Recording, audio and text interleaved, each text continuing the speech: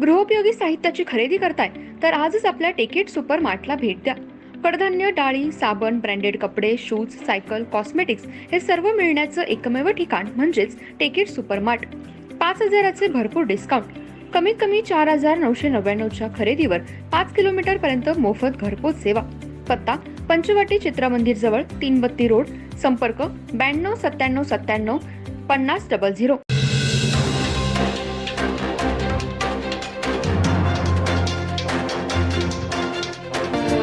नमस्कार, मी तेजस्विनी मगदूम. एम मराठीमध्ये आपल्या सर्वांचं स्वागत आहे. पाहूया ठळक घडामोडी.